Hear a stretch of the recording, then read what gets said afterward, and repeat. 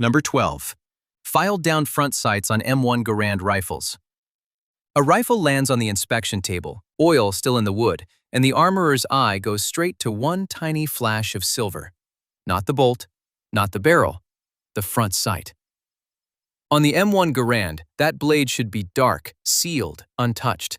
Here, the screw seal is disturbed, and the top edge gleams where a file bit into it. Someone has shaved the rifle's aim. In 1942, Army manuals already told armorers to watch for exactly this: looseness, bent wings, a missing seal, even shine on the blade. One small cut changed the relationship between man, target, and regulation. Lower the front sight and the rifle prints higher. Simple, useful, unofficial. This story starts here, with a weapon that worked better for its user only after someone quietly broke the rules meant to keep it standard. Number 12. The silver line on the blade. The rifle is still warm from handling when the armorer pulls it closer under the bench lamp. It is 1942. The shop smells like linseed oil, wet wool, and old solvent. A row of M1 Garands stands upright behind him, walnut stalks darkened by hands and weather. But this one has already announced itself. Not with a crack in the wood, not with a bulged barrel, with a front sight that catches light where it should swallow it. He turns the muzzle slightly. There it is again, a hard, bright nick across the top of the post. It should not be there. The newer front sight screw on the M1 enters from the rear, and it is sealed to prevent tampering. That is its purpose. The rifle can be adjusted the proper way, inside the proper system, by the proper hands. The sight can be moved on its dovetail for windage. Rear sight gives 1 minute of angle per click, about an inch at 100 yards. The Army built an entire machine around predictability. A rifle is issued, a rifle is zeroed, a rifle stays standard. This one did not. The armorer sets the rifle flat and leans in until his nose is almost over the front band. The protective wings are not bent. The blade is not loose. The screw is seated, but the little seal around it looks wrong, scraped and dead at the edges, like something broken and pressed back into place. He runs a thumbnail near the recess. Tiny burrs, fresh enough to feel. Somebody has been here before him. He does not need to guess why. With a Garand, the geometry is brutally simple. The sight radius is 27.9 inches from rear to front. Change one end of that line by a whisper, and the bullet moves by feet downrange. A practical rule used by service rifle shooters is that about 0.008 inch removed from the front sight shifts impact by roughly 1 minute of angle, an inch at 100 yards. 2 at 200. Remove 0.080 inch, and a group that was landing 20 inches low at 200 yards can be pulled up to center. He studies the top of the blade again. This is not a gouge, not damage from dropping the rifle. It is a controlled flattening. Too even, too deliberate. Someone took a file to it. The moment is easy to see because it is so small, not in battle, not under shell fire. Somewhere quieter. Maybe on a crate outside a barracks wall, maybe in a maintenance corner after dusk. The rifle upside down across the knees. A file, borrowed, or not borrowed. A few careful passes. Stop. Check. Another pass. Wipe the filings away with a thumb. Look along the top. Rear sight stays where the shooter likes it. Lower, simpler, familiar. The rifle prints higher. It is a narrow little trick. It does not make the Garand fire faster. It does not tighten the barrel or improve the lockup, or turn an ordinary rifle into some magic instrument. It changes the deal between the front post and the target. The man behind it sees the same sight picture, but the bullet climbs. The armorer lifts the rifle and shoulders it for a second, not to aim, only to look through what the shooter would have seen. The M1's sights are already good, better than most service rifles of the war. Aperture rear, clean knobs for elevation and windage, precise, sturdy, expensive by infantry standards. Good sights do not end argument, they create it. A man fires, learns where his rifle hits, decides what he trusts, and starts shaping the weapon around that trust. If he wanted the rear sight lower than his issued 0 demanded, this is how he did it. Not with paperwork, with steel. On the bench beside the rifle lies the manual, opened and thumbed and stained at the corners. The inspection list is dry, almost bored with itself. Check for looseness. Check for bent or burred wings. Check for a missing screw seal, a loose screw, a worn wrench recess, burrs, blade shine. The language is clinical. The object in front of him is not. That single word, shine, is there because this happened often enough for ordnance to name it. Now the evidence is in his hands. He presses a fingertip against the sight and imagines the official procedure if the front sight actually needed to be tightened. First, the 0 windage adjustment on the range. Then, file off the seal. Tighten the screw. A new seal. Controlled, recorded, clean. That is not what happened here. Here, the seal was beaten just enough to alter the rifle, quietly, just enough that no one would notice unless light hit the blade the wrong way. Behind him, another rifle knocks against the rack as someone sets it down, but he does not look up. He is still measuring the tiny offense in front of him. It is almost ridiculous how little metal matters. Less than 1/10 of an inch. Less than the thickness of a matchstick head. Yet on a target line at 200 yards, that whisper of steel can drag a shot upward by the height of a man's chest. His eye went to the silver, because silver meant the rifle had slipped out of Army control. He rotates the muzzle one last time. The filed edge flashes again. The whole story sits inside that flash. A standard government rifle. A rear-entering screw specifically sealed against tampering. A sight blade darkened to disappear against the target. A soldier, or a unit tinkerer, deciding the official setup was not the setup he wanted. Then a file.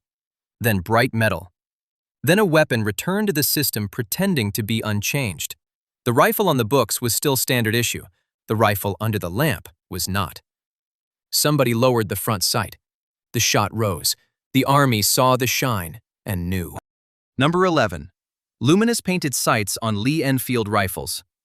In November 2025, at a British military affair, a collector named Nigel picked up a small boxed Lee-Enfield accessory. It looked familiar but wrong, so he did what collectors do. He bought it before somebody else could. Inside was a set marked Sights Luminous, number 1, Mark 1, for the short magazine Lee-Enfield. Not a sling, not a cleaning kit, a night sight attachment. Tiny parts, easy to miss, easy to dismiss. But the paper trail behind it ran straight back to July 4, 1916, to British List of Changes entry 17920. The Army had already admitted something trench soldiers knew in their bones. Black iron sights disappear in the dark. By the Second World War, the Lee-Enfield was still everywhere, now in its number 4 Mark I form from 1941 onward. A 10-round rifle, loaded with 5-round chargers, with a simple 300-yard battle aperture and a ladder reaching from 200 to 1,300 yards. In daylight, it was one of the best service rifles on Earth. Fast, accurate, familiar. None of that helps if you cannot see the front blade after sunset. At that point, the gap between an official fix and a forbidden shortcut becomes very small. Nigel did not begin with all that history. He began with the object in his hand. The front piece looked ordinary until it did not. A standard height foresight with a flip-over luminous element. The rear piece clamped over the existing back sight and placed glowing bars beside the notch. In daylight, you folded the luminous part down and used the rifle normally. In darkness, you flipped it up, and the sight picture glowed back at you without a lamp, without a match, without giving away your position. Brutal little piece of design. Exactly the sort of thing an army invents once night fighting stops being rare and becomes routine. Other collectors helped identify it after the purchase, because military finds often work like that. One person recognizes the pattern. Another remembers the list of changes entry. Another quotes a line from the Lee-Enfield, noting that the luminous compound was radium-based. Suddenly, a dusty accessory on a fairground table stops being a curiosity and becomes evidence. Britain had not simply tolerated glowing rifle sights, it had standardized them. That official origin makes the World War II version more interesting. If the Army had once issued a proper luminous system for the SMLE, then every soldier and armorer who came later already knew the idea worked. They did not need imagination. They needed paint. By the 1940s, radium luminous compound was already woven through military equipment: weapon sights, watches, compasses, instrument dials. Pre-war into the 1950s, British luminized kit used radium-226.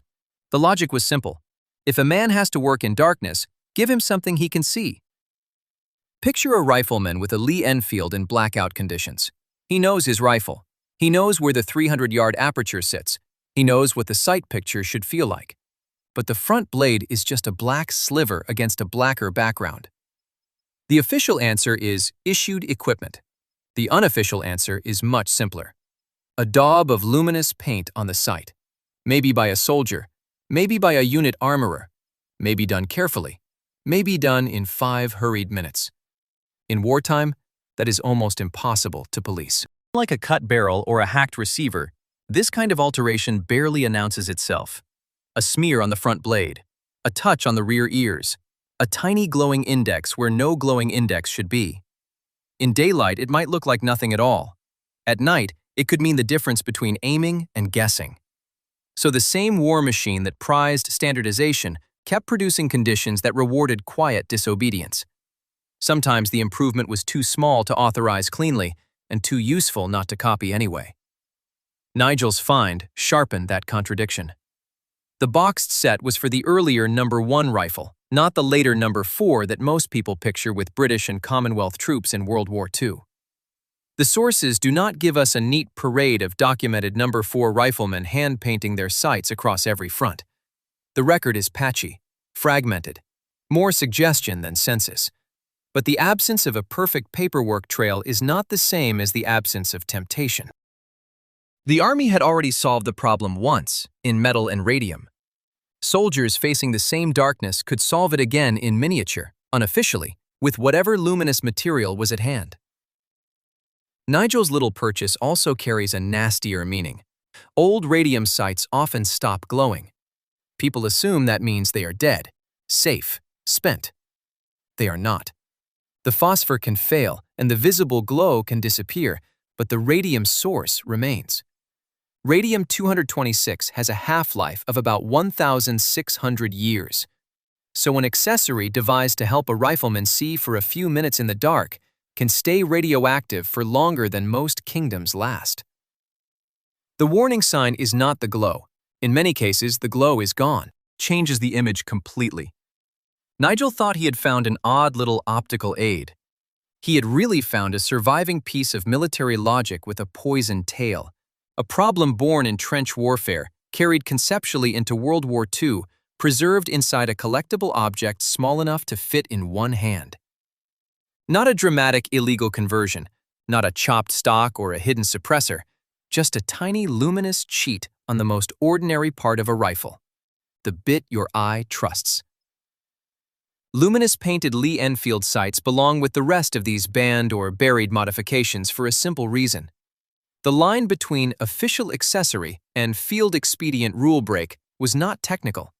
It was administrative. Once troops learned that a sight could be made visible at night, the idea stayed with them.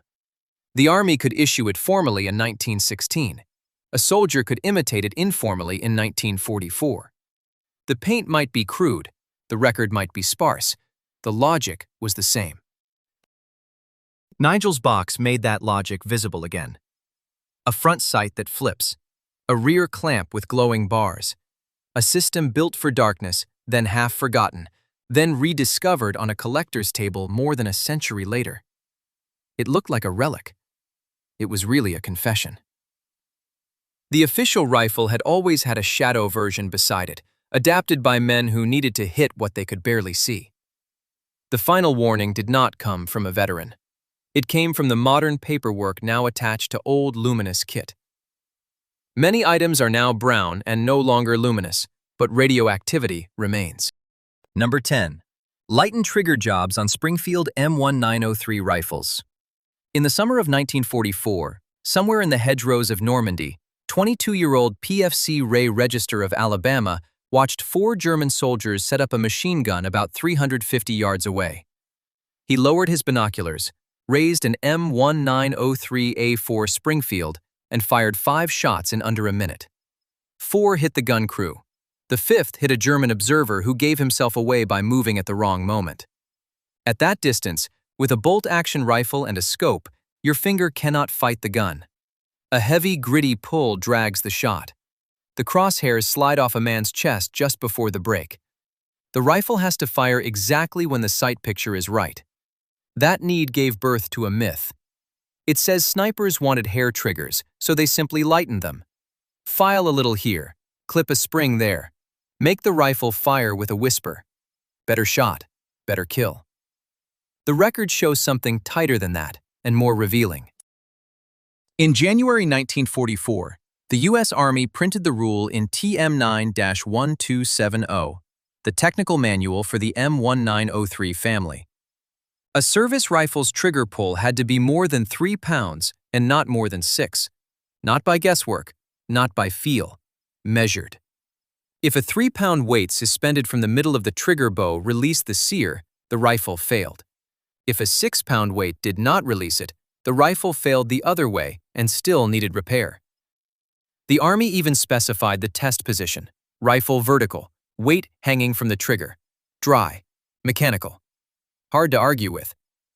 So the forbidden move was not some exotic sniper secret.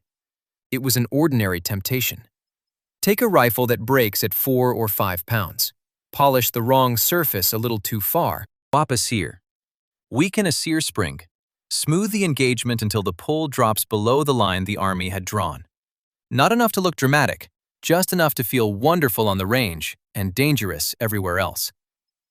The Army knew exactly why men would do it. The same manual admits the point.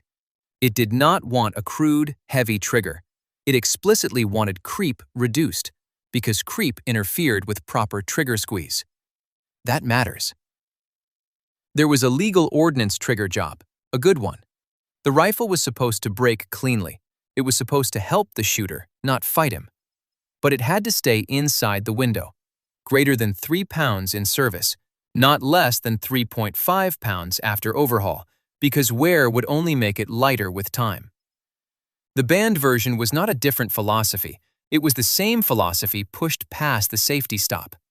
Most retellings skip that part. They make it sound as if Army armorers wanted brute force triggers and skilled shooters pushed back. The manual says otherwise. The Army wanted clean. It did not want a trigger so clean that the rifle could fire when jarred, dropped, or handled under stress by a man crawling through mud with 8.5 pounds of rifle in his hands, about 8.69 pounds without a bayonet, about 9.69 with one fixed. That weight matters. A long gun dragged through brush, over walls, and in and out of foxholes does not live a gentle life. So who was allowed to touch what? Not the ordinary soldier. FM 23-10 is plain about the level of disassembly expected from the man carrying the rifle. He could remove the bolt. He could handle cleaning-related parts like the floor plate and follower, the sling, the oiler and thong case, the front sight cover, the kind of pieces you strip to keep the weapon running. But not the trigger and sear group. Not the surfaces that decide exactly when the rifle fires. Officially, that was ordnance territory. That is why this modification stayed in the shadows. If a soldier wanted a lighter break than the manual allowed, he crossed 2 lines at once. One was numerical, under 3 pounds in service. The other was administrative. He was reaching into a part of the rifle he was not supposed to rework at all. The Army's instructions to armorers make the boundary even sharper. The guidance was not file until acceptable, it was controlled polishing. If that failed, the armorer was supposed to interchange combinations of cocking piece, sear spring, trigger, and mainspring until the pull came out correctly. Proper adjustment was a parts and tolerance problem. The illegal shortcut was bench work without those controls. Someone with a stone, a file, or too much confidence changing the geometry faster than the manual ever intended. That is what makes the myth slippery. The dramatic version imagines commandos hunting for a miracle trigger. The more likely reality is quieter. A rifleman or sniper picks up one Springfield and likes it better than another. He knows why the instant his finger touches it. He has heard target shooters talk for years about a clean break. He already carries a rifle built to reward precision. Right there in front of him sits the easiest forbidden improvement on the weapon. You cannot spot it from 10 feet away. Barely shows in photographs, but the finger knows. The M1903A4 made the temptation stronger. In early 1943, the government first ordered 20,000 of those sniper Springfields. By the end of production in June 1944, 28,365 had been delivered. That is a lot of rifles built around one idea: precision from concealment. A scoped rifle changes what the shooter feels. A partially exposed target at 300 or 350 yards makes every flaw in the trigger louder. A little creep feels longer. A little extra weight feels heavier. The urge to improve the break stops being theoretical. It sits in the pad of the finger, immediate, personal. The evidence, though, is frustrating. The manuals prove the Army watched for underweight pulls. They prove the line existed because someone expected rifles to cross it. But surviving rifles are bad witnesses. Too many M1903s were altered after the war by civilian competitors, sporterizers, and collectors.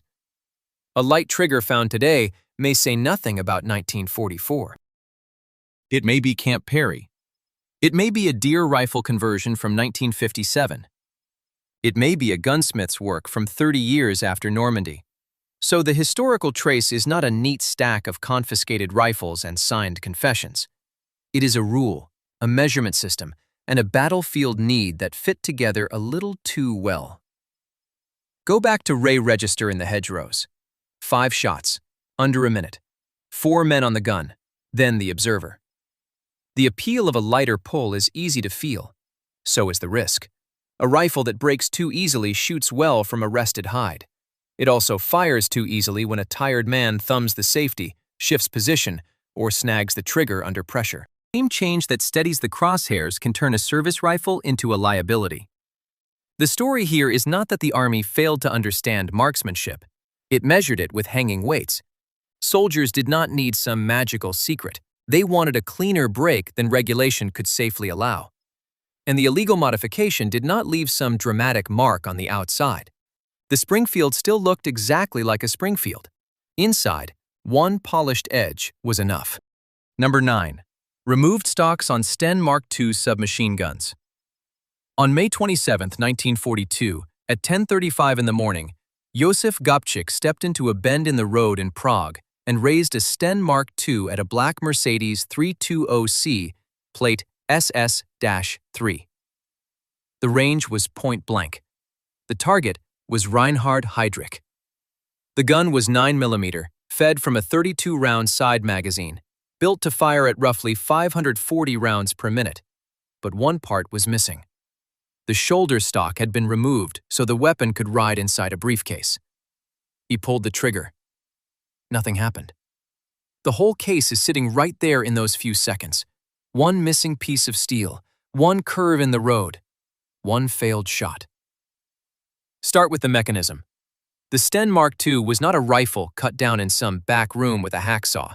It was built in wartime Britain between 1942 and 1945 as a cheap submachine gun. Stamped, welded, simplified. Mass production was the point. More than 2.6 million Mark II guns were made during the war. Across all Sten variants, the number approaches 4 million. This was not a specialist oddity. It was one of the most common automatic weapons of the war. The removable stock was part of the design. The Mark II was built so the butt could come off. The magazine housing could rotate 90 degrees. Those were factory features, not field improvisations. Remove the stock, turn the magazine well, shorten the profile, and the gun fits where a normal shoulder arm does not. Containers, parachute harnesses, hidden compartments, clandestine drops, a case in a man's hand. Officially, that is storage. In practice, it also means concealment. Look at the numbers like a detective.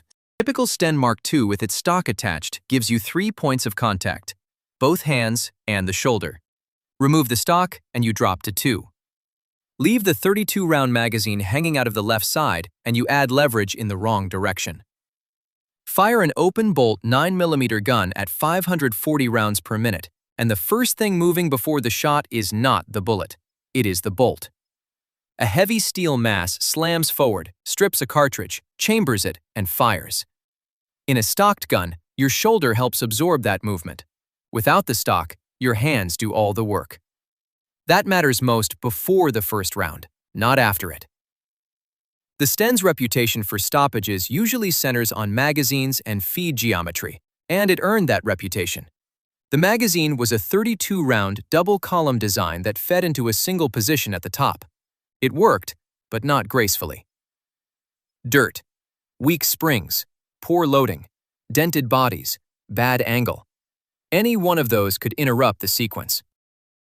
So no, the missing stock did not mechanically cause the gun to jam. The evidence does not prove that.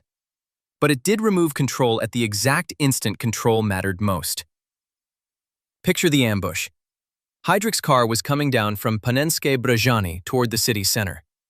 The road bent sharply enough that the driver, Johannes Klein, had to slow the Mercedes into the curve. That slowdown created the window. Not 100 yards, not even 20. A few steps. Gabčík did not need a long burst. He needed one clean presentation from concealment, one stable aim point, one working cycle. But the weapon had been forced into a covert shape. Shorter overall, easier to hide, harder to shoulder because there was no shoulder point left. There's another number inside that scene. 0. 0 warning.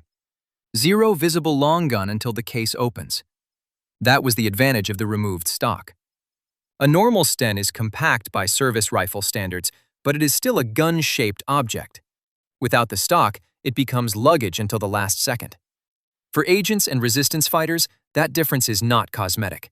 It is the difference between getting within meters of the target and being stopped before ever raising the weapon. The modification solved one problem by enlarging another. Concealability went up, stability went down. Surprise improved, handling degraded. The Sten Mk II was already a weapon of tolerances and compromise. This pushed it further. What happened next lasted only moments. Gabčík stepped out and tried to fire. The Sten failed. The attack should have collapsed there, but Heydrich did not tell the driver to floor the car and escape. He stopped. He confronted the attackers. That pause lasted only a few seconds, but it changed the whole chain of events. Jan Kubiš threw a modified anti-tank grenade at the Mercedes. The blast tore into the vehicle and drove metal and upholstery fragments into Heydrich's body. He died on June 4, 1942. Read lazily, and the stockless Sten turns into a punchline. Bad gun, failed ambush, end of story. The numbers do not allow that reading. The stock had been removed because concealment was mission critical. The Mk II was designed to permit exactly that kind of reduction. The gun's failure is documented. The stockless configuration is documented. What is not documented is a clean line of causation between the two. The compromise was there. The decimal is out of reach. Uncertainty is the forensic detail that matters here. Historians can give you the caliber, 9mm, the magazine, 32 rounds, the cyclic rate, 540 per minute, the date, May 27, 1942, the time, 10:35 a.m. The car, Mercedes 320C SS-3. The death, June 4th. They can show you that the Sten Mk II's butt was meant to be removable, and that more than 2.6 million Mk IIs rolled out because cheap, compact firepower mattered. But the crucial fraction of a second, the exact amount by which a missing stock worsened that presentation, that grip, that control, stays just out of reach. That is what makes this case so sharp. The removable stock was a practical feature for transport, parachute issue, and storage. In a briefcase, on a Prague street, at point-blank range against one of the most heavily protected men in occupied Europe, the same feature became something else. A sanctioned design, used in an unsanctioned way. The Sten was still a cheap British submachine gun. It was also a hidden weapon that became harder to shoot the moment it became easier to hide. Number 8. Jungle tapes double magazines on MP40 submachine guns. In June 1943, a Wehrmacht equipment list quietly acknowledged a problem German soldiers had been trying to solve for months. It named a new variant of the MP40, the MP40/1. Same 9mm cartridge, same folding stock submachine gun, but the front of the weapon had been widened into a side-by-side magazine housing that carried 2 standard 32-round magazines at once. 64 rounds ready on the gun. It sounds like the perfect answer to close combat. Years later, that small designation became proof that the field improvisation was real enough and serious enough that the factory tried to make it official. By 1942, on the Eastern Front, nobody needed a lecture on magazine capacity. They needed the next burst before the man across the street got his. The standard MP40 magazine held 32 rounds. That was not nothing. But in a stairwell, in a trench bay, in the first 3 seconds of an ambush, 32 rounds could feel very small. Soviet troops were appearing with PPSH 41s and 71-round drums, and that comparison mattered even when the numbers lied a little. Drum magazines were bulky, they rattled, they could be awkward. But in the mind of a man waiting for a sudden rush through smoke or snow, 71 was still 71. And 32 was still the moment you had to stop. Picture the simplest version of the fix, not a laboratory, not a design bureau. A soldier on a filthy position line in 1942, somewhere east, with weather in everything. He has 2 MP40 magazines, maybe 3 if he is pushing it, and tape. That is all. He binds them together so the spare rides on the gun instead of in a pouch. The first magazine runs dry. He yanks the bundle free, flips it, seats the second one, and keeps firing. No doctrinal elegance, no new mechanism, just more ammunition now. It was crude. The bundle got heavier. It hung lower. It was more awkward to carry. It could catch on kit. It shifted the balance of a weapon prized precisely because it was compact and handy. The logic was still plain. A reload is not measured in abstract seconds. It is measured in whether someone reaches a doorway before you do. Weapons that worked in combat were often the first ones soldiers altered. The battlefield did not reward purity. It rewarded the fix that kept the muzzle alive. This particular case has a wrinkle that matters. The image of taped MP40 magazines is famous now. Reenactors do it. Collectors talk about it. It sits comfortably in the general lore of improvised wartime gun mods. But when you try to pin it down to hard, dated, frontline photographic proof for the MP40 specifically, the ground gets softer than people expect.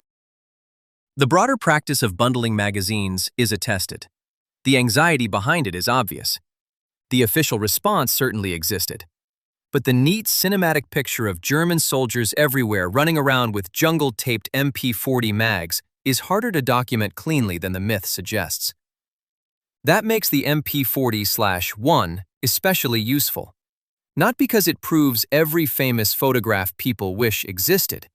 It proves something stranger. The ordnance system recognized the exact same fear. Late 1942 into 1943, Erma and Steyr built a formal answer to an unofficial urge.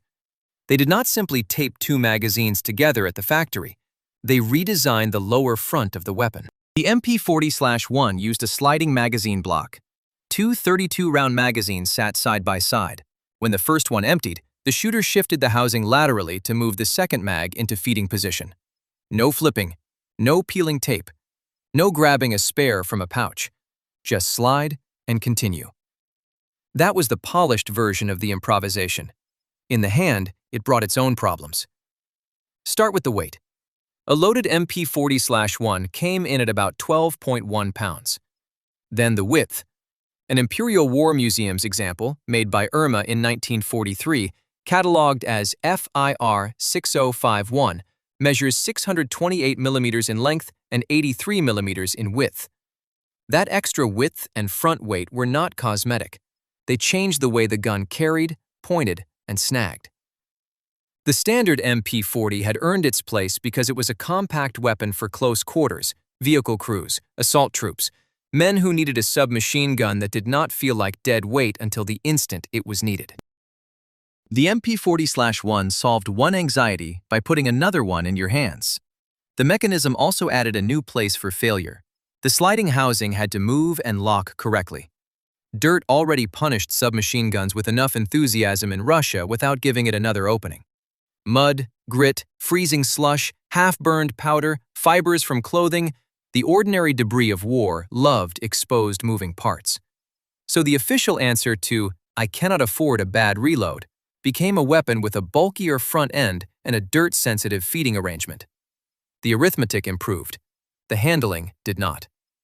Doctrine around the MP40/1 stayed more conservative than its silhouette suggests. The idea was not to blaze through 64 rounds in one heroic scream unless the situation had gone very wrong.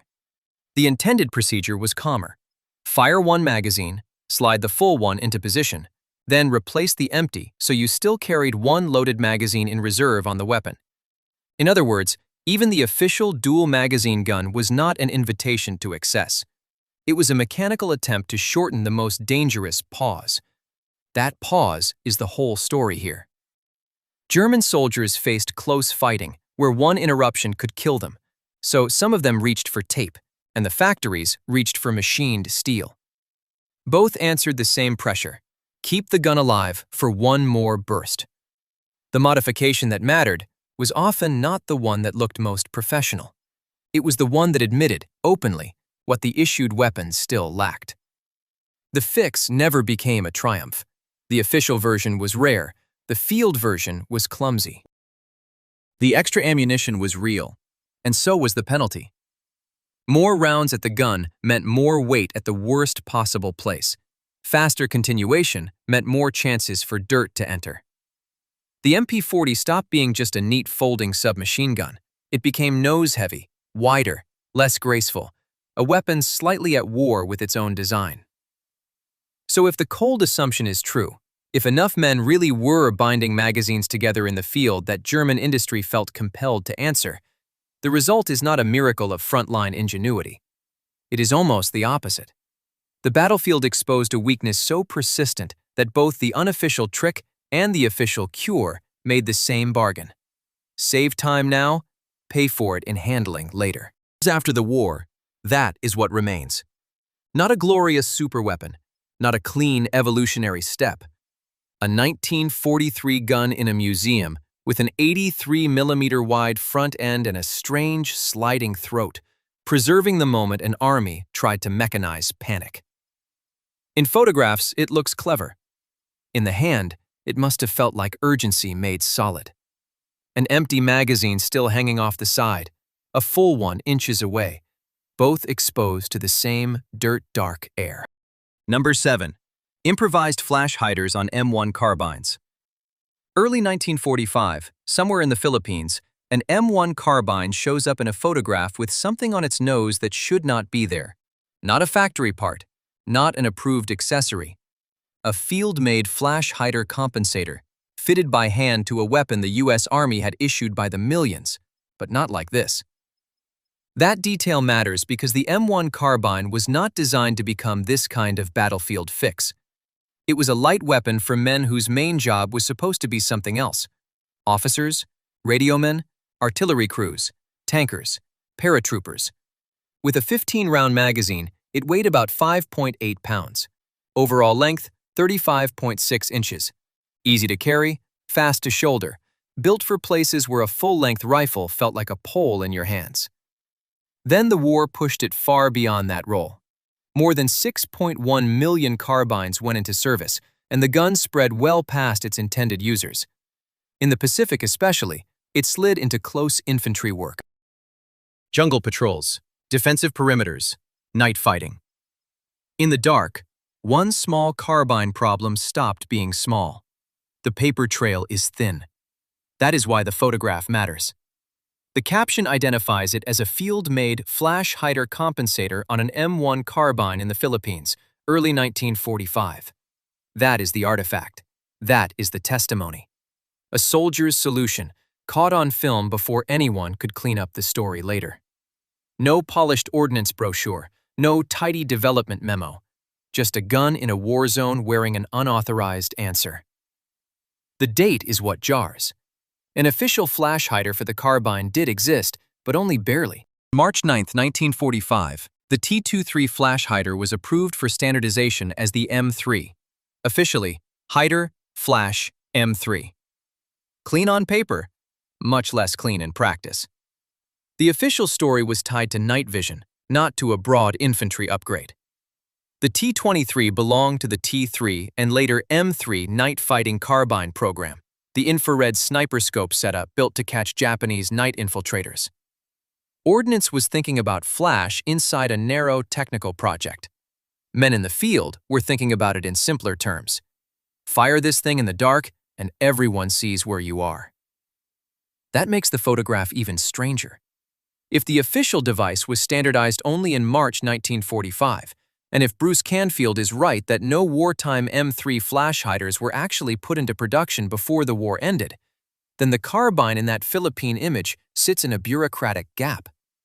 Troops needed the effect before the army could supply the part. So someone in a unit shop made one. An armorer, a machinist. Maybe just a stubborn man with tools and a complaint. The wording matters too. Not just flash hider compensator. That second word changes the shape of the problem. This was not only about concealment, it was also about control. The M1 carbine was light, short, and handy. Those qualities made it popular.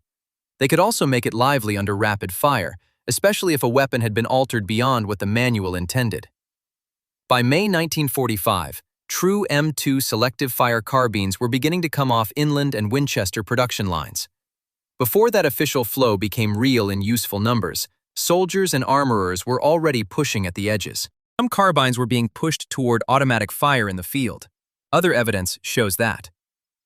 So when a muzzle device in the Philippines is described as both flash hider and compensator, it points to two complaints solved with one piece of metal. Too much fire at night, too much climb under hard shooting. You can almost see the workshop logic in the image. Short-range jungle fighting after dark. A 35.6-inch carbine that carries easy and points fast, but gives away its position the instant the muzzle blooms. No official wartime M3 hider is reaching your unit. So nobody waits for Aberdeen or Springfield or some stateside board to decide whether the idea is elegant. Steel goes into a vise. The muzzle gets sleeved. Gas gets vented. The man doing it tries to break up the flash cone and maybe press the nose down a little at the same time. Not a laboratory design. A night problem worked over in daylight by whoever had the tools. The image still withholds one thing. Who made it first? That gap stays in the record. Was it an independent invention by a Philippine unit armorer who had never seen the T-23 and reached the same answer the hard way? Was it a local copy shaped by rumor or partial knowledge of the official night fighting program? Or were several shops in several places arriving at the same cone-like solution because the physics were obvious and the problem was universal? The surviving public trail gives us the place, the rough date, and the object. It does not give us the hands. That missing name may be the point. These modifications rarely survive as signed inventions. They survive as proof of pressure. The weapon enters combat with one intended role, and combat drags it into another. Paperwork lags behind. The men at the sharp end do not. The gun picks up unofficial parts in the field like scar tissue. That answers one more piece of the larger question running through this story. Why were the weapons that worked best so often the ones they tried hardest to ban or bury? Because worked best often meant worked best for the fight that actually happened, not the one the system had planned for. The M1 carbine was never meant to be a specialist night weapon for ordinary infantry. In the Philippines, in early 1945, one of them plainly was. Not by doctrine, by necessity. Necessity left almost nothing behind. One wartime image, one odd muzzle, one accessory that officially belonged to a program still trying to catch up with the men already improvising in the field. The photograph is not showing off a clever gadget. It preserves a delay. The Army had already recognized the flash problem. It had already moved toward a formal answer. Before the official part could exist in numbers, somebody in the field made the future by hand. The shortest fact is the one that lands hardest. The M3 flash hider was standardized on March 9, 1945. None were produced before the war ended. Number 6. Sawed-off Winchester Model 1897 trench guns. Late 1944. Peleliu. A Marine dog handler stands in coral dust with a war dog at his side and a Winchester Model 1897 in his hands. Short barrel, pump action. At a glance, it looks like somebody took a hacksaw to Granddad's shotgun in a rear area tent and hoped the armorers would not ask questions. It has that look. That is the trap. The photo says one thing, the paperwork says another. If you know just enough about guns to be dangerous, one word jumps out. Sawed off. Short shotgun. Brutal at close range. Probably improvised. Probably illegal. Probably exactly the kind of thing men make when the map says one thing and the ground says another. Sometimes that is true. Here, probably is doing almost all the work. The Winchester Model 1897 had already been around since 1897, and it stayed in production until 1957. Just under 1 million of them were made. Civilian guns were everywhere. Farm guns, riot guns, hunting guns. Hardware Store America in pump-action form. But the short military version was not a wartime accident. It already existed long before that Marine stepped onto Peleliu. You have to go back decades. In the Philippines, U.S. troops learned a simple lesson the hard way. In close quarters, in dense cover, at the range where a man appears all at once and the fight is decided in a second. A short 12-gauge shotgun is a terrifyingly practical tool. Not elegant, not long range, not refined. But when the target is 10 feet away and moving fast, practical wins. Winchester turned that lesson into a real military weapon. In 1918, during the First World War, the company built the Model 1897 trench gun. It was not a hunting gun somebody mangled in the dark. It was a purpose-made combat shotgun. 20-inch barrel, heat shield over the barrel, sling swivels, bayonet adapter. That last part sounds absurd until you remember what trench fighting actually was. The U.S. government ordered 19,196 of them that year alone. Not a field mod, procurement. Germany hated it enough to file a protest. In September 1918, the German government protested the American use of shotguns in the trenches. That tells you plenty. Weapons do not draw diplomatic complaints because they are decorative. They draw them because they work. The United States kept issuing them. The war ended. The trench gun did not disappear with the trenches. When World War II began, the old Model 97 came back into service because the problem it solved had not gone away.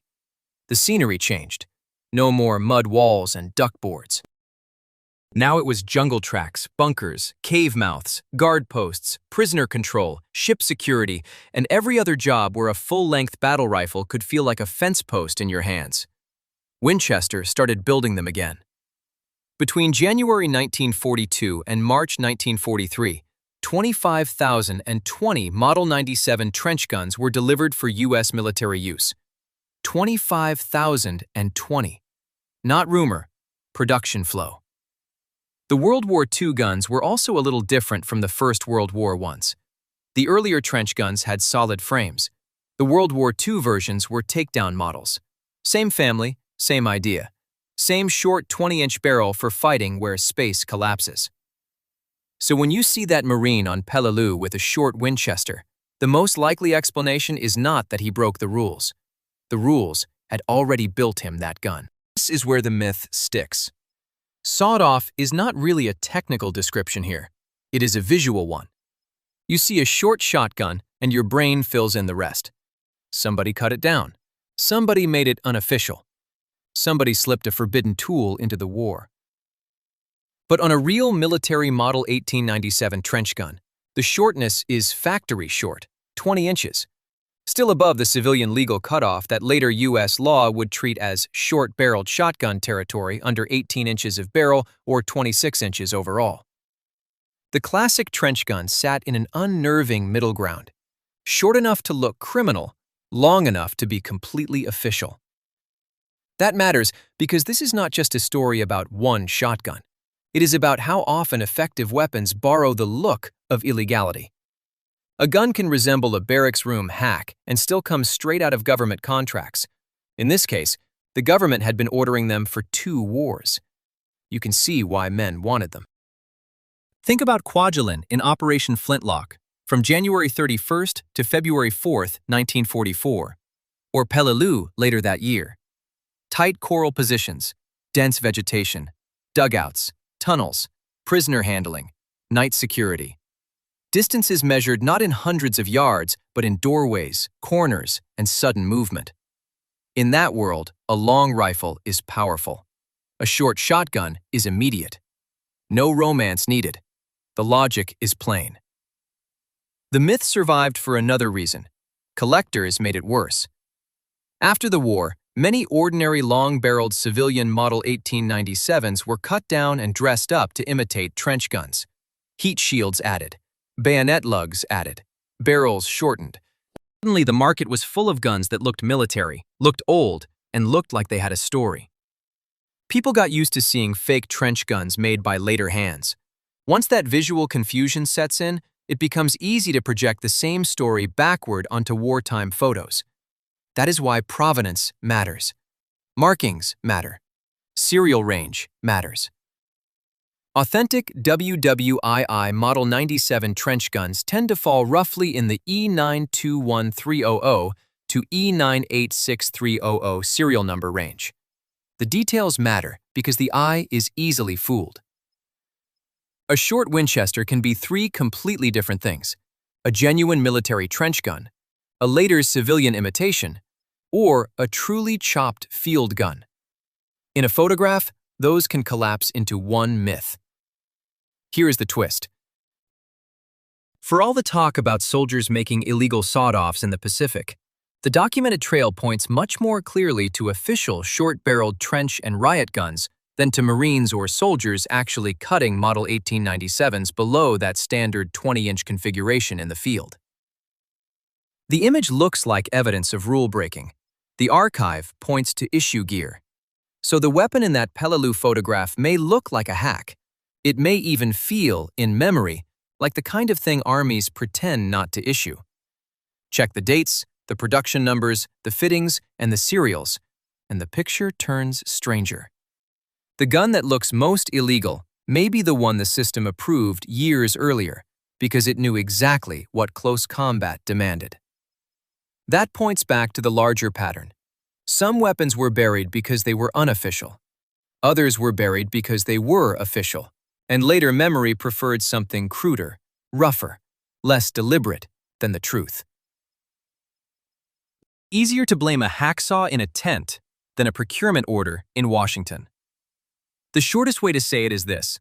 On Peleliu, the suspicious-looking shotgun was probably not a soldier-made outlaw gun at all.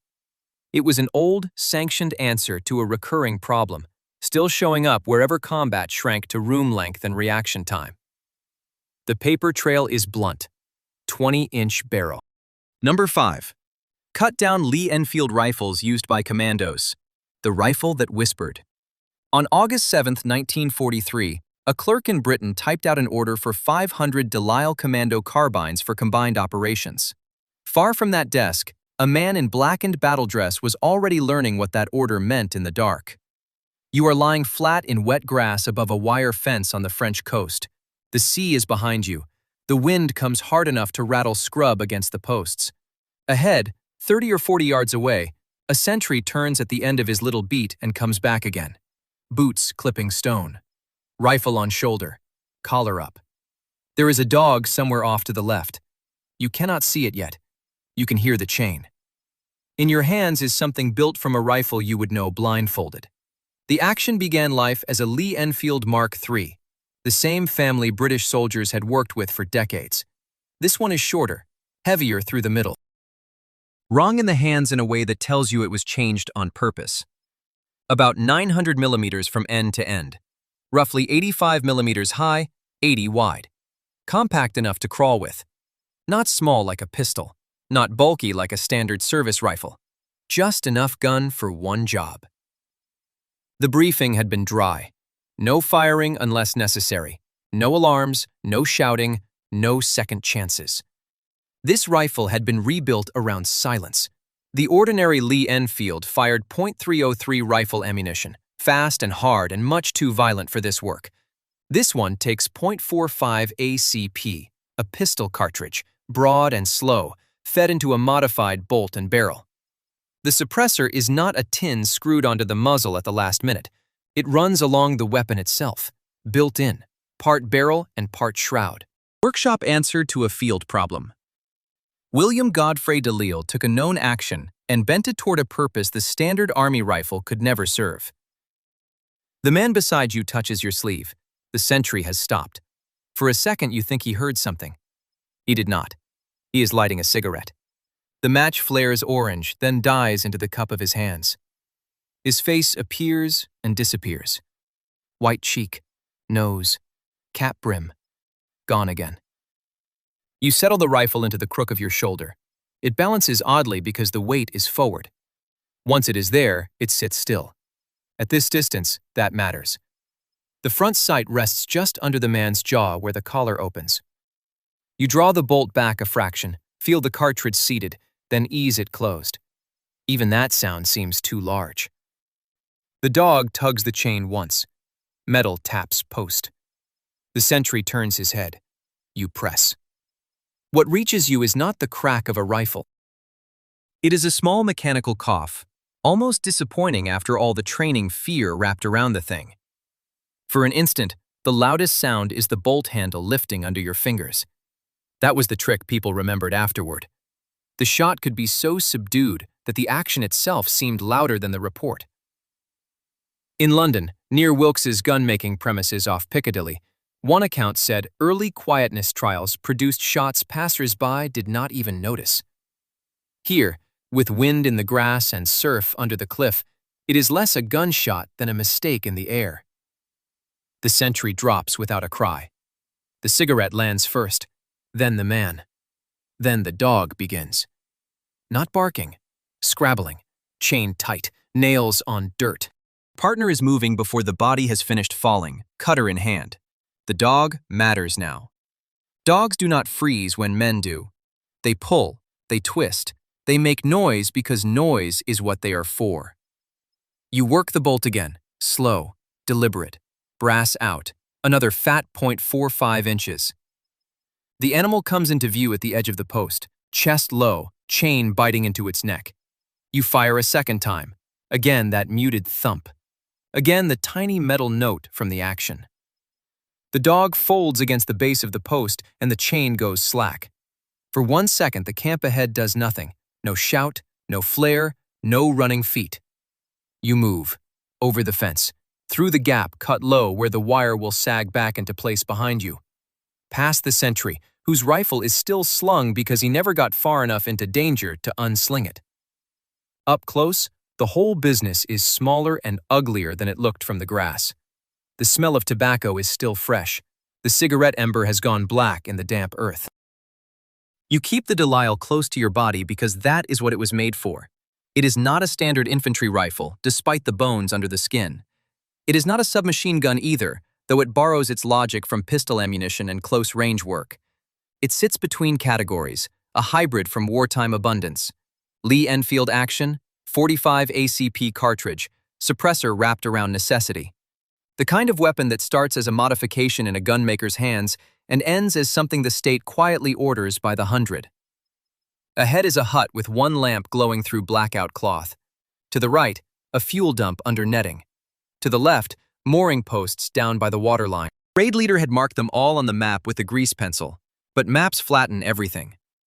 On the ground there are puddles, loose gravel, one enamel bucket by a door, one spade leaning against a wall. Tiny things waiting to betray you. A shape moves inside the hut. You stop breathing. The door does not open. The shadow passes. A man turning over in a chair, perhaps. A hand adjusting a lamp. You cannot know. You stay frozen until your legs start to burn. Then you edge along the wall one step at a time. The rifle never leaves your hands. At 250 meters, it could still be accurate. Here you are using it at a fraction of that, not for battle, but for subtraction. At the corner, your partner kneels and begins setting the charge. His fingers are clumsy in gloves. He swears once under his breath, barely a word, barely sound. You cover the lane. A long service rifle would have been wrong here. Too much barrel, too much blast. Too much gun announcing itself to every window and sentry post at once. This cut-down Lee-Enfield is not really cut down in the crude sense men imagine when they hear the phrase. It has been translated. The old .303 power stripped away for a slower .45. The familiar action altered. The weapon remade not to hit harder, but to erase the moment between one guard noticing something and 50 men waking up. A light appears at the far end of the lane. Not bright, a hooded lamp. Moving. One man, maybe two. Your partner looks up from the charge. His eyes are wide now, wick between his fingers, still not ready. Somewhere behind the huts, an engine knocks once and falls silent. The lamp is closer. You can hear low voices. English would be bad enough. German, worse. On gravel, worst of all, because boots mean certainty. You draw the stock tighter into your shoulder and find the first chest in the darkness. The papers back in Britain would later become muddled. 500 ordered, 106 completed before the contract was stopped, if one archival trail is right. Other numbers would float around afterward. More guns in memory than in the ledgers. Out here, in the lane, with the charge half set and the lamp coming on, there is only one. The bolt is already up. The first voice laughs. The second man turns his lamp slightly, and the yellow beam slides over the dead sentry's boot. Number 4. Cut-down Mosin-Nagant rifles used by partisans. In January 1946, Lieutenant Colonel Władysław Sobolewski of the Polish Citizens Militia sat down to describe a problem that had survived the war. Germany was gone. The front had moved hundreds of miles. Hidden weapons were still surfacing from forests, barns, cellars, and partisan caches. Among them, again and again, were sawed-off military rifles, Mausers, Mosins, shortened by hand, buried in wartime, dug up in peacetime. Sobolewski was not writing folklore. He was dealing with what those weapons did after the uniforms came off. The cut-down Mosin leaves almost no clean paper trail in combat, no neat Soviet procurement file, no proud factory designation, no wartime manual saying how to make one or who carried it. Officially, it barely exists. But Sobolewski's world shows that it had existed already, in exactly the places where paperwork thinned out and survival took over. Go back 5 years.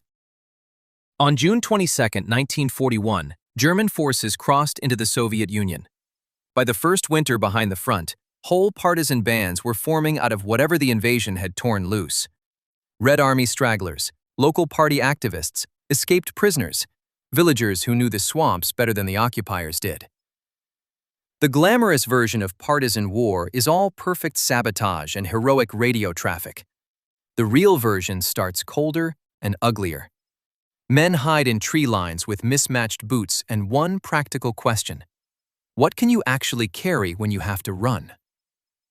A standard Mosin-Nagant was common, powerful, and everywhere. It had been in Russian service since 1891.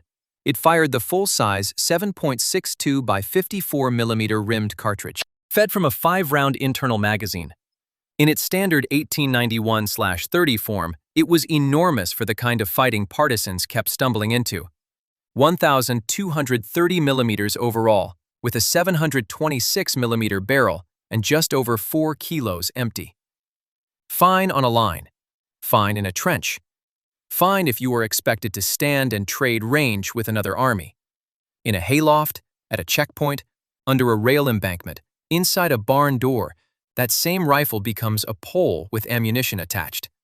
Too long to hide under a coat. Too long to swing in a doorway.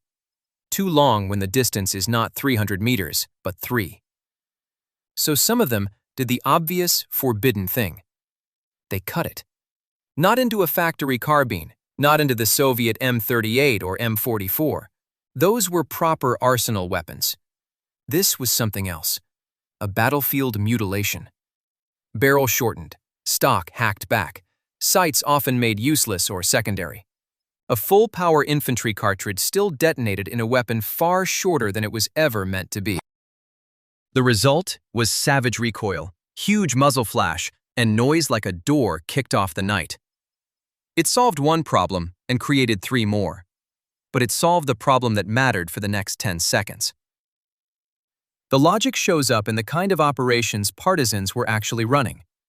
In March 1943, in the Bryansk rear area, partisan observers watched a German Guard relief around a double-span railroad bridge over the Desna River, about 15 miles southwest of Bryansk. The account comes from a U.S. Army post-war study, preserved in the dry language of staff officers, but the scene is still there. Dawn. A bridge. Guards rotating. A feint from one side to pull attention. From the east, 200 to 300 partisans rushed the position, overran the guards, and demolished the bridge before the Germans could stabilize the defense. No surviving source says, here was the sawed-off Mosin, here was the man holding it, here was the exact shot. That gap is frustrating. Still, this is the tactical world the weapon belonged to. Not a marksman's rifle, not a parade weapon, a close ambush tool. A gun for the first 10 meters of chaos, for the sentry at the edge of the bridge, for the guard half-turned toward the wrong sound, for the escape path through brush where a long barrel snags and a short one clears. Sobolewski comes back into focus here, because men like him saw the after-image of that war better than the war's paperwork did. He and other post-war investigators were not cataloging elegant military innovation. They were opening up leftovers, hidden stocks from wartime partisan activity, improvised firearms reshaped again and again by whoever inherited them. In later forensic work on illegal weapons in Poland, the pattern remained clear enough to say plainly, a large share of post-war homemade or illicit guns traced back to World War II arms concealed by partisans, and among the common forms were sawed-off Mauser and Mosin rifles. The weapon survived most clearly not in medals or official reports, but in police evidence. That makes it revealing. Armies like categories: service rifle, carbine, submachine gun, approved modification, standard issue. Irregular war chews through categories fast. You are moving through occupied villages, sleeping in sheds, hiding from sweeps, and trying to hit a target before it can shout.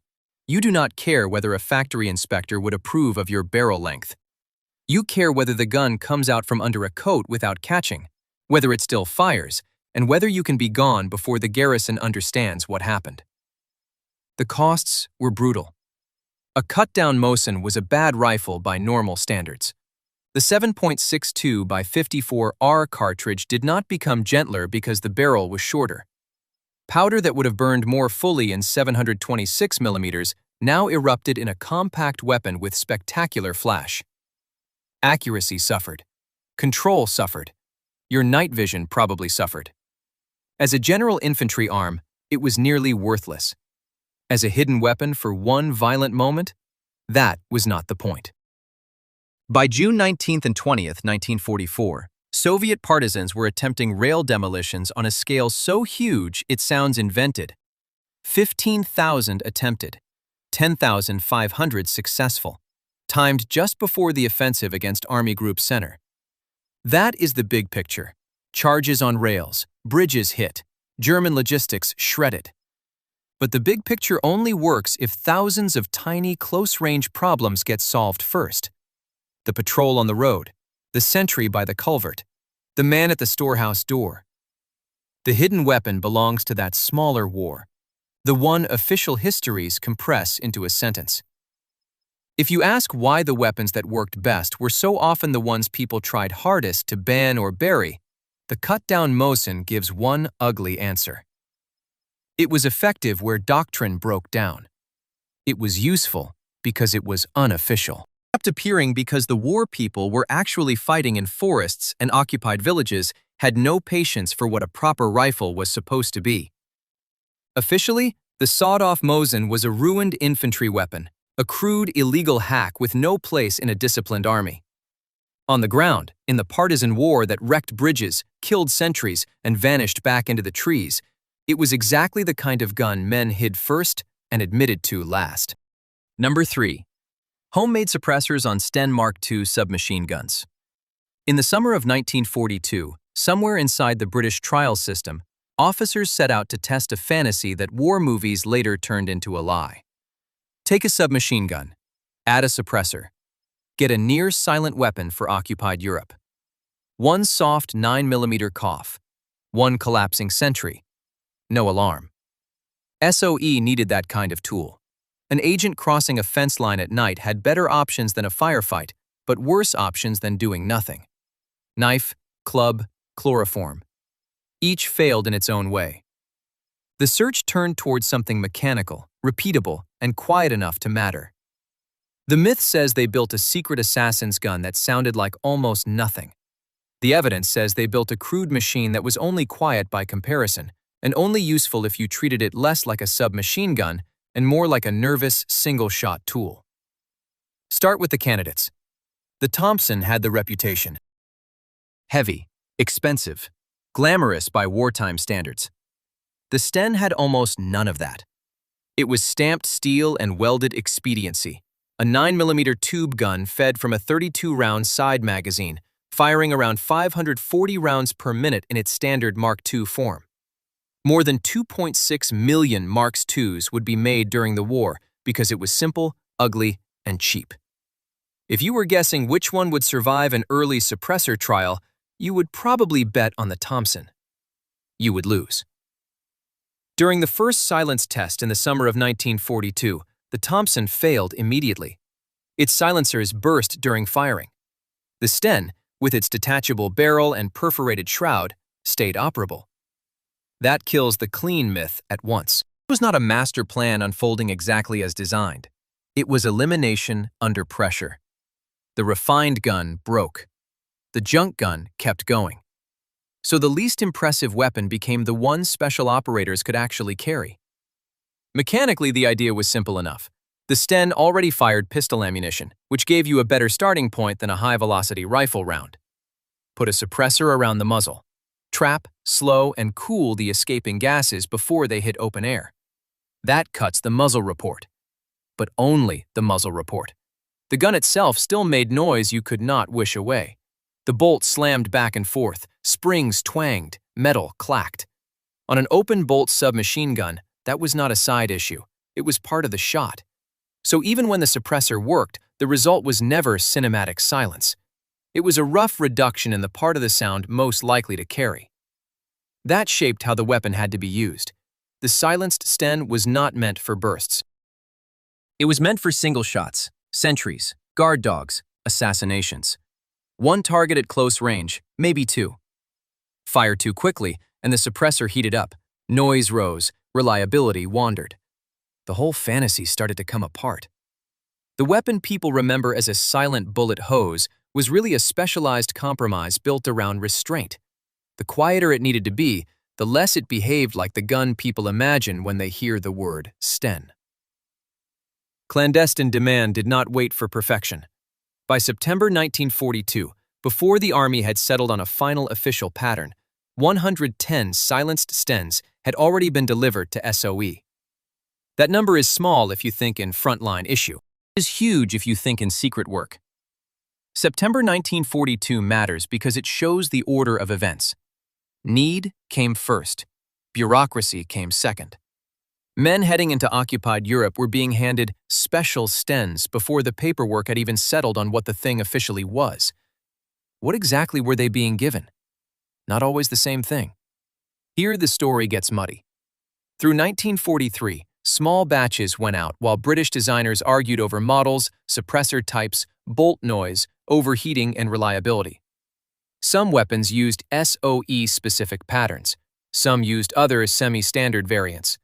The official designation Sten 9mm Machine Carbine Mark II, S, does not appear until January 31, 1944.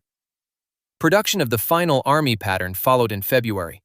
In total, 5,776 official Mark II-S guns were produced. Across silenced Mark II Sten variants more broadly, estimates run between 5,000 and 10,000. Those numbers sound tidy until you look closely.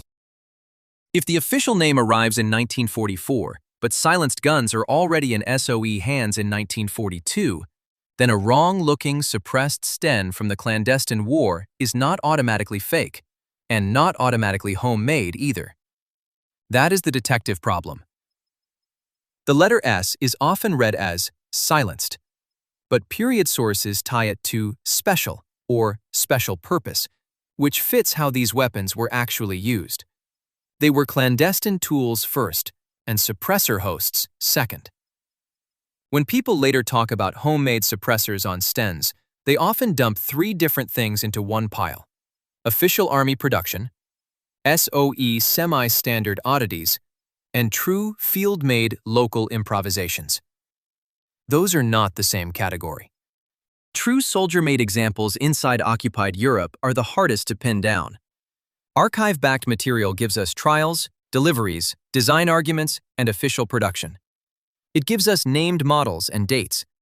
What it does not give us in abundance is clean, named wartime incidents where a resistance fighter or soldier in the field clearly built his own suppressor onto a Sten and left documentation solid enough to survive scrutiny. That absence is not proof it never happened. A weapon made for secret killing does not leave neat paperwork, but scarcity matters as evidence. The legend is loud. The record is much quieter.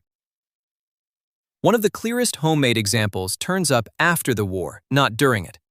In a Belfast arms sweep, British Ordnance examined a Sten Mark II fitted with a homemade suppressor wrapped in canvas. You can picture it in the hands of the examiners: a rough tube, canvas wound around it, an improvised answer bolted onto a gun born from wartime desperation. Their verdict was brutal. Suppression was moderate to poor. That phrase is worth more than 100 glamorous reenactments. Moderate to poor. It technically worked.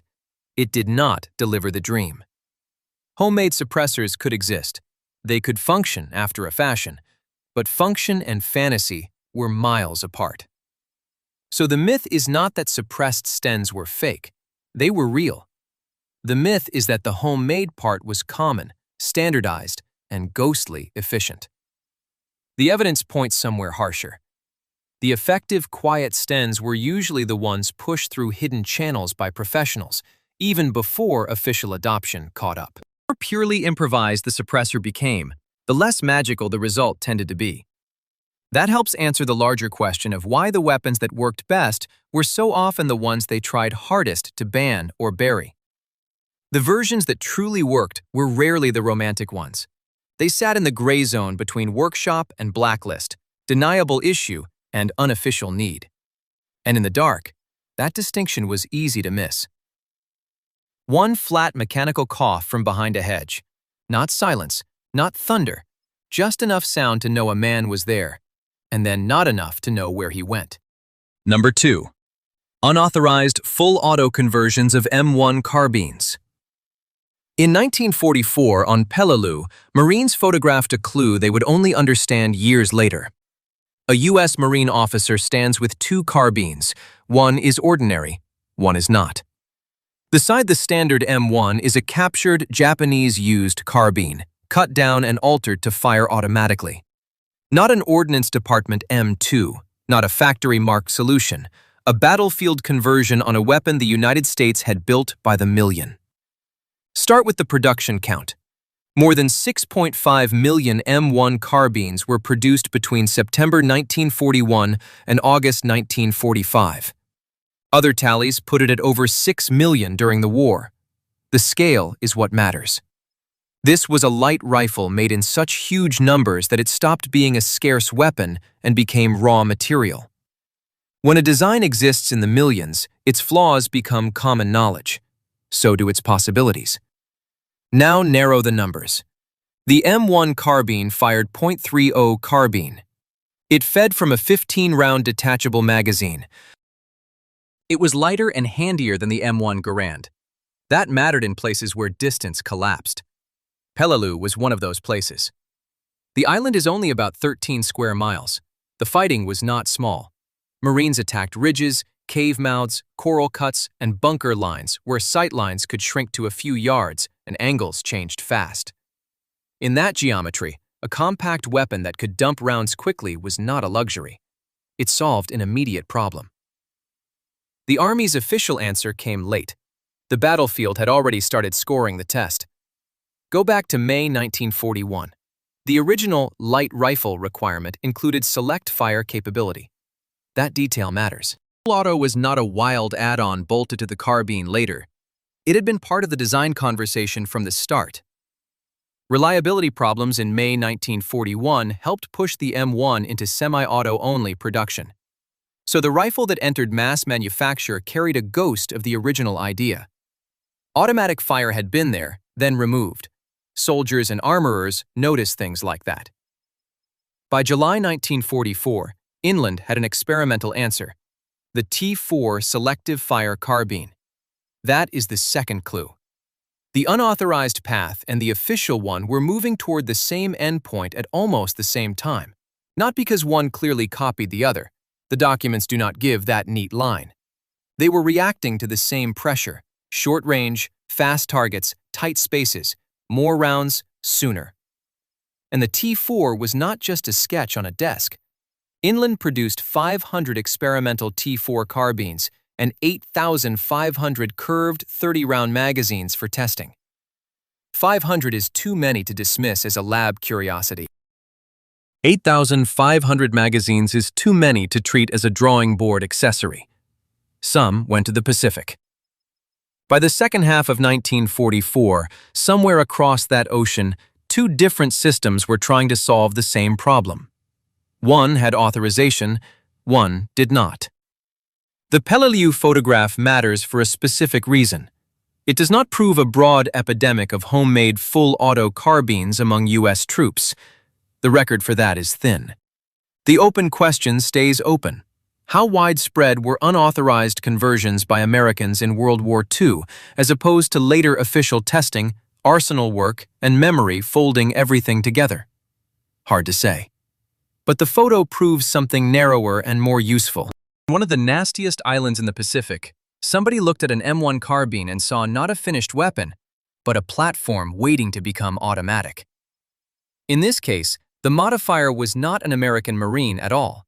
It was Japanese troops using a captured American weapon. That reversal strips away the usual collector mythology. This is not only a story about G is tinkering in the rear with a file and a dream. On Peleliu, the captured carbine appears as an enemy adaptation to enemy conditions.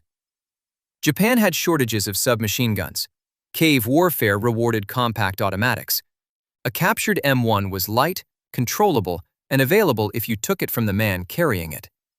So the same weapon America had fielded as a semi-auto support arm could be reimagined by the other side as a close-range spray gun. Same receiver, same outline, different purpose. The dates tighten the case further. On October 26, 1944, the selective fire carbine was formally standardized as the U.S. Carbine, caliber .30 M2. Peleliu had already been fought from September into November of that year. While Marines clawed through coral and cave systems, the paperwork was catching up with the exact demand the battlefield had already made obvious. The pattern is plain. Need arrives first. Approval arrives later, sometimes much later. The M2's numbers explain why the temptation existed. Its cyclic rate is commonly given at roughly 750 to 800 rounds per minute. Run that against a 15-round magazine, and the arithmetic turns brutal fast. At 800 rounds per minute, 15 rounds represent just over 1 second of fire if you hold the trigger down. Even at 750, the magazine is still gone in a blink. Selective fire carbine was not magic.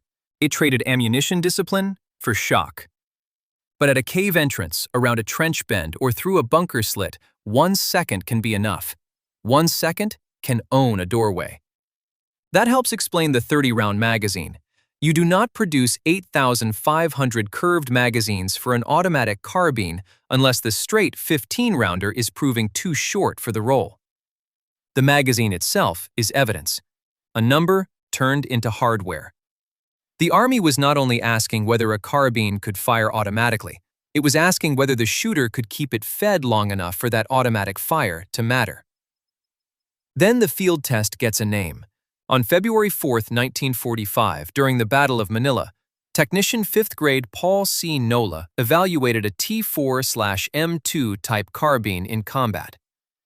That date lands hard because it turns the whole story from theory into use.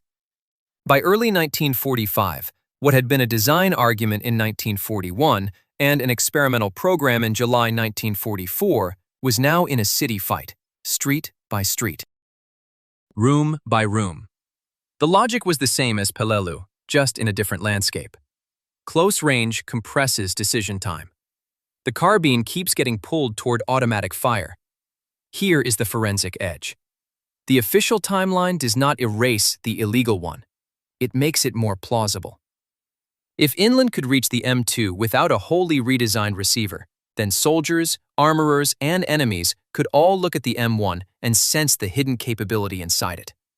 That does not prove every barrack's tale. It does not turn rumor into archive, but it explains why rumor grew around this gun and not some other one. In people's minds, the M1 carbine was already halfway there because the factory was heading there too. Years later, when people tried to separate myth from memory, the evidence split in two. Wide claims, weak. Specific cases, stronger. A million stories of secret conversions, fog. One captured carbine on Peleliu, sitting beside a standard M1 in a Marine officer's hands, while the official M2 was only days from formal birth, solid enough to be dangerous. That photo is not a weird exception. It is the future, sitting in enemy hands. Number 1. Improvised full-auto conversions of semi-automatic rifles, 15 rounds. At roughly 700 rounds a minute, that disappears in a little over a second. Put that in a folding stock rifle built to fire one shot per trigger pull, hang it on a paratrooper's chest, send him into France before dawn. On June 6, 1944, First Sergeant Barney Q. Hopkins of D Company, 507th Parachute Infantry Regiment, jumped into Normandy with exactly that weapon. Not a standard M1A1 carbine, not the later factory M2. A .30 caliber airborne carbine with its trigger mechanism altered in England for full automatic fire. Hopkins later placed the work in a machine shop in Nottingham. About 30 carbines in the regiment, he remembered, had been converted before D-Day. If Hopkins remembered it plainly, then the result was plain too. The Army had not solved this problem on paper. A group of paratroopers solved it for themselves. They looked at the weapons they had and judged the issued answer too slow for the fight ahead. The M1 Garand hit harder, but it was longer and heavier for a jump. The standard M1A1 carbine was light and handy, but still semi-automatic and fed from a 15-round box magazine. So somebody in England opened the trigger system and made the compact rifle do something doctrine had not yet approved. The need was brutally specific. Airborne troops were not preparing for long, settled firing lines. They were preparing to land scattered in the dark, pull themselves together in hedgerows and lanes, and survive sudden fights at across the room or across the ditch distance. That kind of fight, a folding stock carbine lighter than a Garand, able to empty a magazine in a heartbeat, was not a gimmick. It was a local answer to a local problem. Crude, probably hard to control, probably wasteful with ammunition. But close-range shock has its own logic. The numbers make that logic harsher. The later official M2 carbine ran at approximately 750 to 775 rounds per minute and was normally paired with a 30-round magazine. That pairing matters. 30 rounds does not make full auto elegant, but it makes it usable. The improvised guns Hopkins remembered were still built on the ordinary M1A1 pattern, the semi-automatic carbine described in War Department manuals with a 15-round magazine. So the men carrying them were trying to pull submachine gun behavior out of a platform that could barely feed it. One burst, and the gun is hungry again. In a hedgerow, that can save you. A second later, it can leave you dry. You can feel the trade in your hands. You are in a Norman field with brush walls taller than your head. Sight lines are measured in yards, not hundreds. Something moves on the other side of the hedge, maybe 10 feet away, maybe 30. A semi-auto carbine gives you fast individual shots. A converted one gives you a burst that can cut through panic before panic gets to you. The cost arrives immediately. Recoil climbs, magazine gone, reload now. Hopkins was not the only name tied to this airborne pattern. In that same pre-Normandy world, Easy Company weaponsman Forrest Guth modified Buck Compton's carbine to full auto before the jump as well. Compton never got to prove it in France. His leg bag disappeared during the drop, and the gun went with it. That detail lands harder when you remember what airborne warfare did to plans. Men scattered, equipment vanished into darkness. Weeks of preparation could end in a flooded field or a lost bundle. Even the surviving stories carry that shape. A weapon wanted badly, prepared in secret, then half erased by the chaos it was built for. Then the picture shifts. It is easy to treat these carbines as barrack myth or reckless one-off tinkering. The Army moved toward the same conclusion. The official M2 carbine regularized selective fire on the same weapon family. The cyclic rate Hopkins described, around 700 rounds per minute, sits very close to the official M2's approximate 750 to 775 range. That does not prove his gun came from any sanctioned pipeline in Nottingham. It shows something else. The unauthorized shop fix and the official solution were converging on the same answer at nearly the same moment. Airborne troops clearly wanted this capability. The uncertainty is how isolated the 507th's machine shop work really was. Were these purely unauthorized local conversions by men improvising ahead of doctrine? Or did they overlap with experimental ordnance knowledge already moving through England in 1944, while the M2 program was in motion? If those streams touched, even indirectly, then these carbines were not simple contraband. They were field doctrine arriving before the paperwork. That is why this weapon sits at the peak of the segment. Other illegal modifications changed how a gun pointed, flashed, balanced, or handled. This one changed what it was. More than 140,000 M1A1 folding stock carbines were manufactured by Inland between 1942 and 1945 as compact airborne arms. Men in the 507th were not asking only for compactness anymore. They were asking the carbine to cross a line the manual had not yet allowed it to cross. One trigger press. More than one shot. In military terms, that is not a tweak. It is a category break. A soldier feels a weapon solve tomorrow's problem today, and a ban starts to look temporary. That sits inside the whole video's question. Why were the weapons that worked best so often the ones they tried hardest to ban or bury? Because the battlefield rewarded the result before institutions were ready to accept the method. The full-auto airborne carbine was messy, unauthorized, and probably unreliable in exactly the ways you would expect from a machine shop conversion under wartime pressure. It was also aimed with terrifying precision at the kind of fight Normandy was about to become. When the Army later standardized the idea as the M2, it did not end the story. It exposed it. Soldiers had not imagined a forbidden weapon. They had already built a rough version of the one the Army itself was about to endorse. Hopkins jumped with one on D-Day. His verdict remains the cleanest ending to the whole affair. It fired full automatic.